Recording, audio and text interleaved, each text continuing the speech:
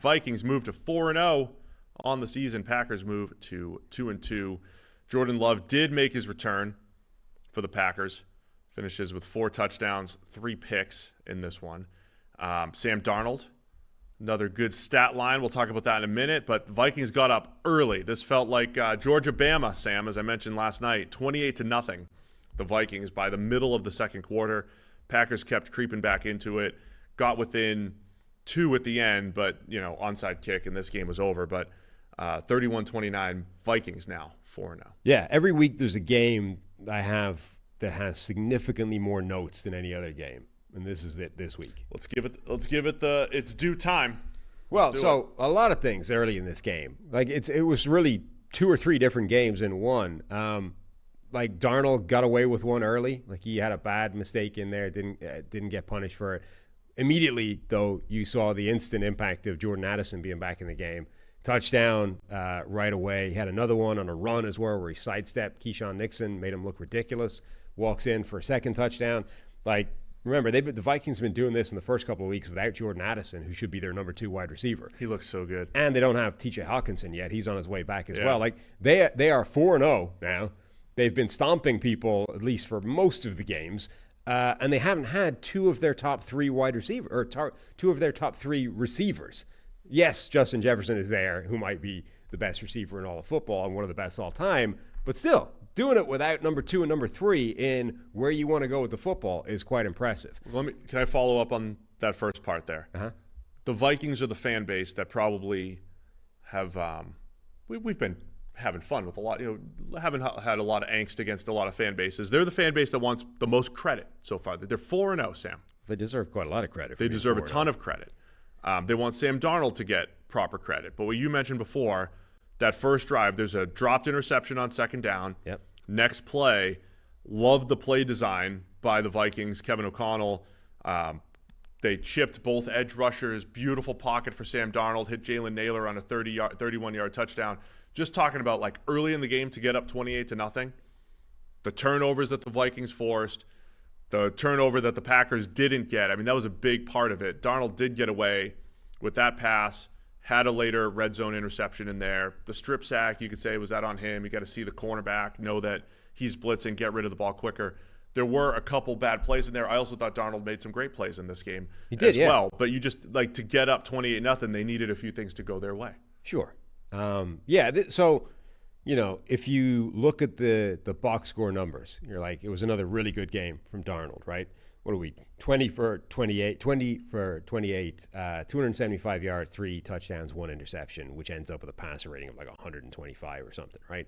So the box score, you're like, Darnold did it again, another phenomenal game. That's 4 games, new uncharted territory, never seen it before. This is the first of the 4 where I think if you're play-by-play analyzing, or if you're going through and sort of tabulating box score versus performance, this is the first one where I think his performance was not as good as the box score. But it didn't matter. My rebuttal on that, though, is I think it was like the 3 turnover-worthy-ish type of plays, two clear, distinct ones. One, maybe the strip sack. I think other than that, he played really well. Yeah, but that's like I know it's Darnold. I understand that. But I thought other than that, there was also a lot of good plays in there. Some high-end, like the deep out again to Jefferson when they were trying to, shut things down.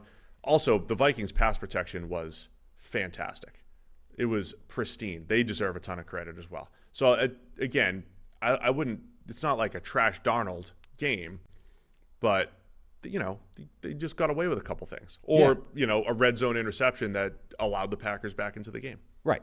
And I'm not saying Darnold was garbage. I'm just saying that this is the first game where he wasn't as good as the numbers would say. Right? Fair. If you're looking at the box score, you just be like, it's another outstanding game from Darnold. I don't think this one was, right? For example, that first turnover-worthy play, it's a 0-0 ball game right at the start.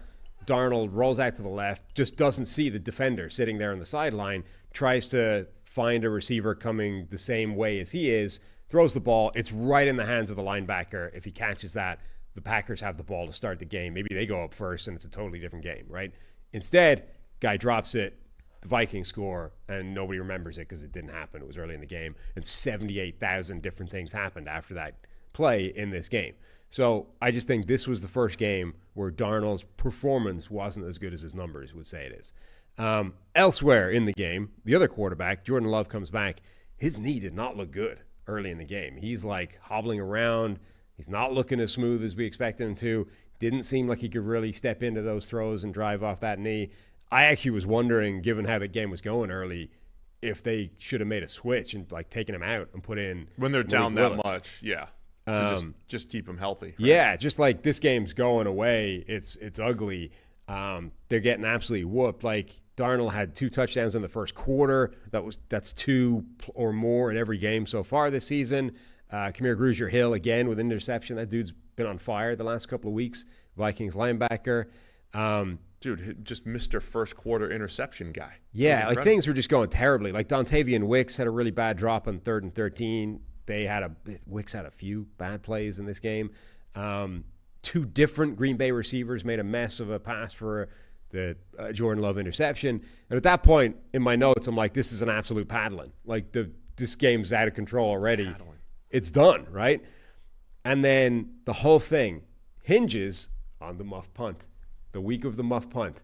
And so it was a bad mistake by Jalen Nailor. And initially I was like, it was a bit like the Rashid Shaheed one. You're like, just get out of there. If it's coming, in a different, it's an awkward angle, it's over your head, whatever, just get out, let it bounce.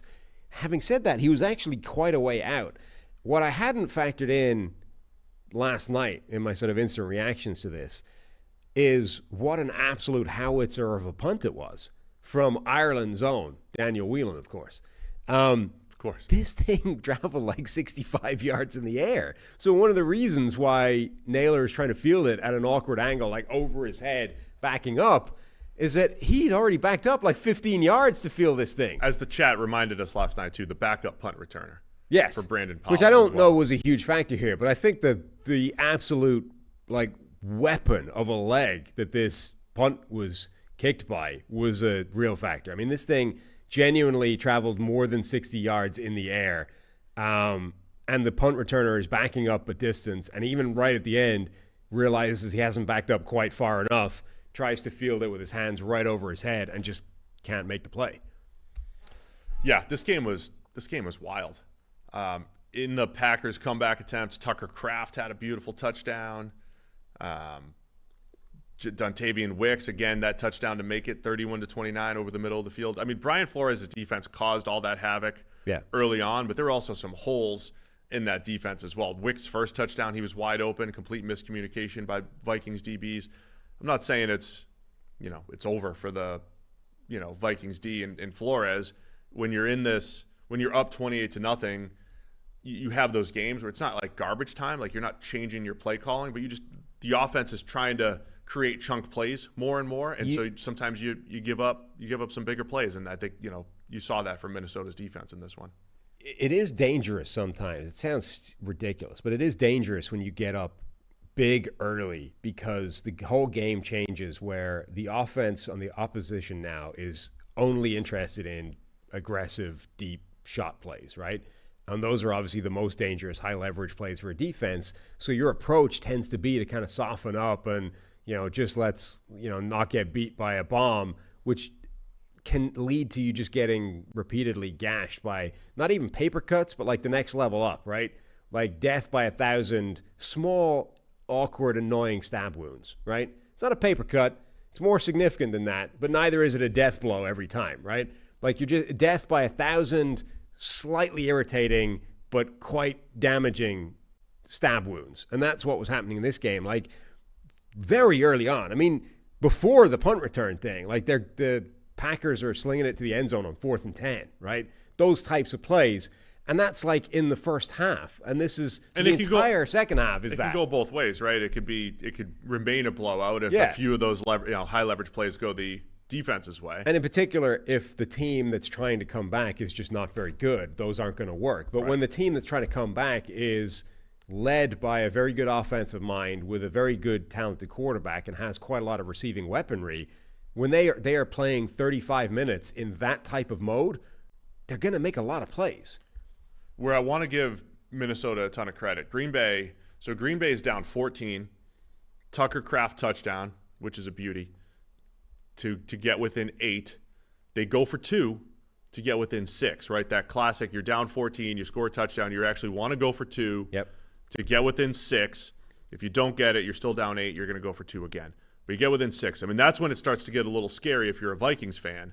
And the Packers, now they're a touchdown away from winning this thing. Yeah. And Minnesota comes back. It's like we call this the shutdown inning, Sam, as a pitcher. Do we? Right? When your offense scores, you have to come back and you have to have a shutdown inning. The inverse of that is in football. When your defense gives up the score, gets it within a score, your offense now has to respond. And the Vikings offense responded. This is why I'm saying Darnold maybe throw for throw when you add it all up. There were some bad ones in there. But when they needed him, beautiful crosser to Justin Jefferson, hits him in stride. There was a wide open, shallow cross to Justin Jefferson. Packers defense was awful on that one. Before you know it, they're into Vikings territory. They kick a field goal to make it the 9-point game. But just that response drive, I thought was huge for the Vikings. They did that in the 49ers game. When the Niners started to come back, the Vikings had the response drive. They deserve credit for those as well to just make sure, hey, this comeback attempt is not happening here. Yeah, I mean, in a way, this game was very similar to the Philadelphia-Tampa Bay game, except the difference between the two teams that won is Tampa Bay was able to put their foot back on the gas much earlier than Minnesota was. Like, Minnesota in the second half in this game really struggled. Forget what was happening on defense, the dynamic we just talked about, but their offense in the second half, I think when interception, punt, fumble, or fumble, intercept, like that was the 4 drives to start the second half was that. I forget the exact sequence, but they basically got nothing going in the second half. They went from scoring almost every time they touched the ball in the first half. Then when the team starts to creep back in, Tampa Bay was able to just go, all right, we're going to keep scoring, and then that'll eradicate that. The Vikings weren't able to do that until it got really close at the end, and then they did show up in a couple. Like, they got a field goal on a drive that was really important just to get something on the board. There was a huge 3rd and 12 play where nice throw by Darnold, phenomenal toe tap by Justin Jefferson on the sideline to get that. I'm saying that one, like another deep out that he hits. Yeah. It was like that. But Jefferson's play was incredible. It was like the Stroud to Nico Collins play, whenever that was, week 1 or 2. Same kind of idea, right? 3rd and 12, everything, really need this play. Absolutely. I mean, that play, Bill Belichick called that the greatest pass he'd ever seen or something ridiculous, right? Like, same idea. This was, and I think this one again, I can't remember which way around. Like, there was just a great play by both Stroud and Collins the first week. This one, the catch by Jefferson was ridiculous. Like, him getting both feet in on that play was insane. But yeah, like, absolutely credit Minnesota for making those plays at the end, because it would have been easy once things had swung back in Green Bay's direction, once they got the touchdown, once they got the 2, like, ton of pressure. It would have been very easy to just not execute another drive and give them another shot and really have put yourself in a position to lose this game. And they didn't. They did what they needed to do to win it. Still, it's like, it felt like this game should have been done and dusted. Yeah. Like, significantly before this. Just want to sum up the Vikings really quickly. Jordan Addison comes back, 29-yard receiving touchdown, 7-yard touchdown on the ground as well. Yeah. You have him with Justin Jefferson. You mentioned T.J. Hawkinson coming back at some point. Aaron Jones has been a fantastic addition. You have Brian Flores in his bag 4 weeks into the season as far as calling plays, and they just defeated the 49ers, Texans, and Packers, 4 teams who were all in the final 8 last year. I mean, they're in a really good spot sitting here at 4-0. Just a matter of, I think, Darnold continuing. I mean, getting away with some stuff, but Darnold playing clean football, Flores staying a step ahead of offenses. Again, there were some bad plays in there as well during the Packers comeback, but a lot of good pieces in Minnesota that are playing really well, and they just won 4 straight, but 3 straight in particular against some pretty good teams. Wanted to give a shout out to Byron Murphy for the Vikings. He had a couple of really big plays in this game. He had the pass breakup on that 4th and 10, which felt like the nail in the coffin before the muff punt almost started the rot and let Green Bay back in. But that was 4th and 10 at the goal line. He gets up and breaks it up and really sort of goes, all right, that's it, done. And then he had a peanut punch on Tucker Kraft late in the game where, again, the Packers are trying to come back. Just another one of these, like, the accuracy defenders have now with those peanut punch plays to knock the ball out is insane. Kraft is there in the flat, has the ball, He like lines him up, and you think he's about to try and tackle a guy way bigger than him, but he lines him up and like he's tracking where the ball is to just punch it out and force the fumble. My favorite inaccurate peanut punch was whoever tried it. I think it was the Chiefs last year against Justin Fields and the Bears, and like punched him in the face. Yes, that was awesome. Yeah.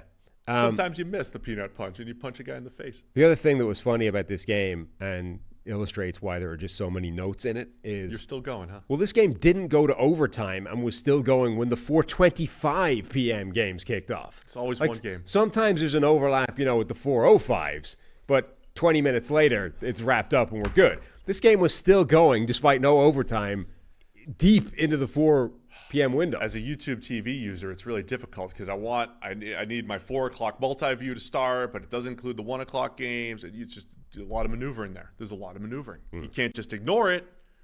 It's still a 1-score game. A lot going on there.